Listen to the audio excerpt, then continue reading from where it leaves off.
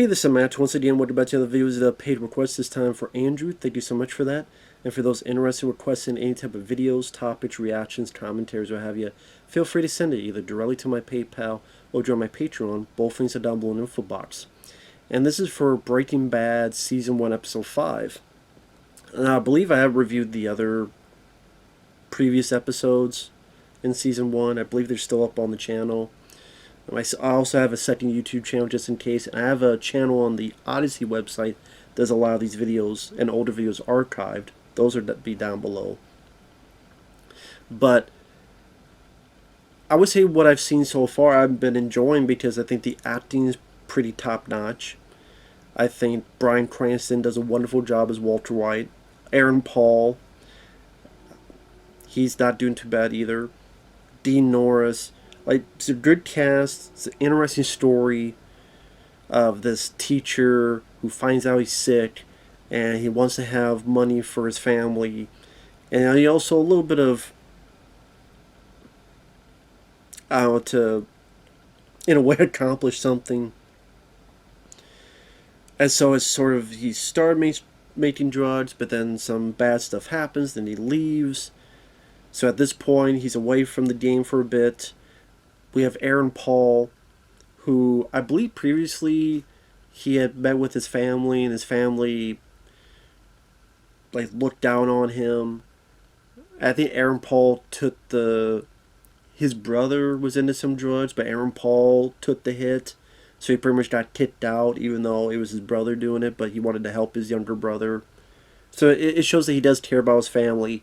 He does care about what they think. He's even trying to go legit. And tries to get a job at a bank, but all they want is one of those advertisements where you wear a costume and you swing the... Shut up. Yeah, my stomach, if you heard that. Even I went, yeah, those type of jobs. I mean, I don't know how much they pay, but they get in that hot costume and parade around and go in here. And if anyone's ever had that job, I wonder how much they paid. But if you liked it and it's easy money, go for it. But he doesn't want to do that. So he gets with that guy. And the guy's name, I think it was Badger. And he's like, hey, come on, dude. You should get making this stuff again, this meth. Come on, I got some supplies we could do it with. Which is like cold medicine or something.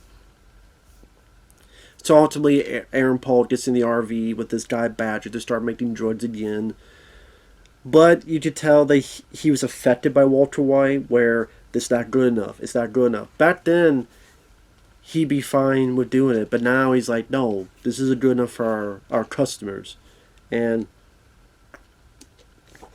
I thought that was interesting to see just how much Walter White's professionalism, how he knew what he was doing, without him admitting it, how it did affect him and the way he approaches things afterward. And meanwhile, Walter White, Bryan Cranston's with his wife. They now know that he's got, cancer. They're at this function talking to this guy named Elliot. I guess back in the day, Elliot's woman used to be Bryan Cranston's old girlfriend. And the three of them had created this business plan. But then Walter White had left. But then they became like millionaires. So now he's kind of looking around going, this is what he lost, this is what he could have had. If he had this, he probably would never go into the drug business because he'd have enough money to leave for his family. But I'm kind of surprised they didn't go more into that regret, whether it be through anger or jealousy. Like, look around like, this could have been me, and I could have had this, and without, I wouldn't have... I'm surprised they didn't go more into that route. Maybe they just, for whatever reason, decided not to. But at one point, Bryan Cranston gets mad that his wife told Elliot that he had cancer. And he's like, why are you telling everybody about my business? And, oh, well, he offered me a job. And they realized the only reason he was offered for a job is because of sympathy votes, because they have a health plan, all this stuff. And he's like, I don't want the sympathy. I don't want this and that. Like, stop doing it. Stop you know. So it gets to a point where him, his wife, his son, Dean Norris, and his wife, they're all around. And this goofy thing with a pill, like if you have the pill, you talk. Each one gets their time to shine. And so Dean Norris and the wife are saying, well, it's his choice.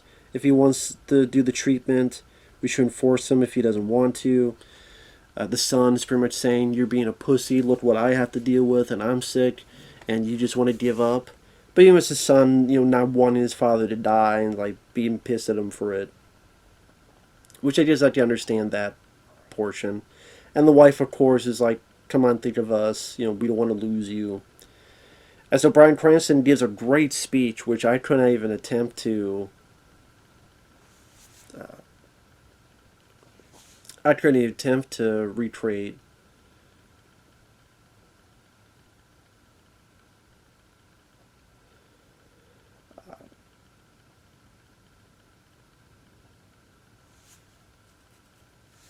The one line I remember is, do I want to be here and sick and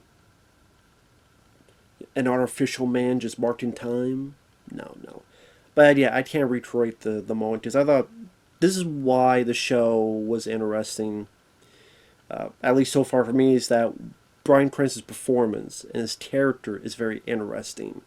As you're learning more and more about what makes him tick, you learn more and more about what makes him behave the way he does behave, and whether he wants to die like a man, he wants to provide for his family, he wants to have something for his family, he doesn't want to be seen as weak or useless or his life was pointless or whatever the case may be, all of them, maybe something else. But Bryan Cranston is a damn underrated actor. And that's one of the reasons why I got so pissed at that Godzilla movie. Because you get Bryan Cranston and you waste him. Like, he's the most interesting character, he's the best actor, and he dies before Godzilla even comes to the movie. Like, before Godzilla even comes to the fucking... I'm not talking about the first 2 minutes where you see a bit in the ocean. I'm talking about when he actually comes into the plot of the movie. Bryan Cranston's dead before that happens. So it's called Godzilla, and Bryan Cranston never even sees Godzilla, for fuck's sake. Like, why such a stupid decision? I'm getting all hostile now. It's one of the many, in my opinion, stupid decisions of that piece of shit movie. Along with the constant cat teasing. You see Godzilla fight? No, you don't. See Godzilla fight? No. And then when he does fight, it's 2 lame-ass losers, Mutos and Putos and Grutos, or whatever the hell their name is. The Mutos Putos. And then, oh, he pukes down one person's throat. Great. I'm glad I saw this whole movie for that one moment. Ain't worth it to me. Sorry. Get too hostile. But I also like some of the editing in the episode. In particular, shut up, Stomach. See, now the Stomach is pissed that I'm talking about Godzilla 2014. He doesn't want me to talk about it anymore. I'm sorry, I won't talk about it anymore. Okay? Can you calm down? Yes, I will feed you something like your fucking Ryback from WWE. Just don't be Triback. Alright? Stop being a Triback and let me finish the fucking review. Okay? God damn. But anyway, sorry. My stomach wants to give his 2 cents, but you can't understand stomachese. But anyway, I do like the editing when Aaron Paul's trying to make it the meth with Badger, and is very quick editing that makes sense in terms of the product they're making, and also you get the sense of how different it is from when he was making it with Walter White, where he was very professional, knew what he was doing. But now Aaron Paul wants to be that, but here's kind of like even a worse version of his old self. Screwing up, not doing anything, messing around. Neighbors Rooster gave his approval on that. Any piece of quiet. Shit. But, yeah, it's one of those things that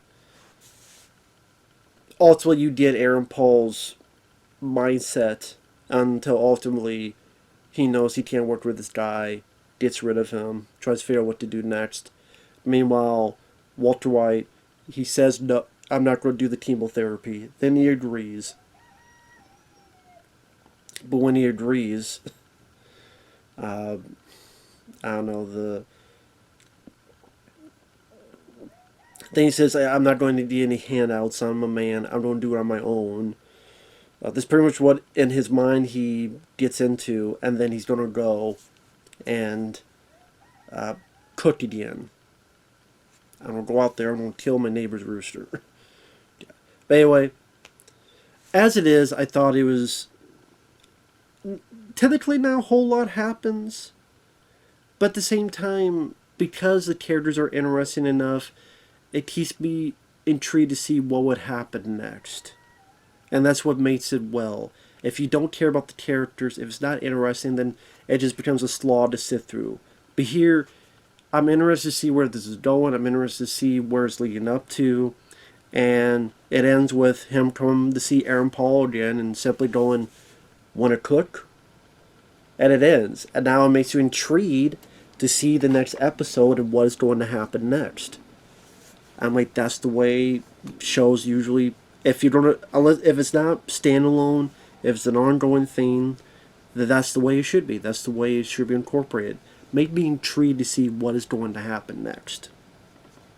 And I don't really have a lot of bad things to say about the episode. Again, you just say that now a whole lot happens. It's an intervention, and Aaron Paul trying to cook and failing because this other guy's an idiot. That's pretty much it. Would I like maybe a little bit more to happen? Sure, but overall, not too shabby for what it needed to be. So, with that said, helps that there's some really good acting moments, especially by Bryan Cranston. And with that said, thanks for watching. Take care. Sorry about all the interruptions. Hopefully, maybe that makes it a little bit funnier of a video. I don't know. And we'll see you guys later. Bye-bye.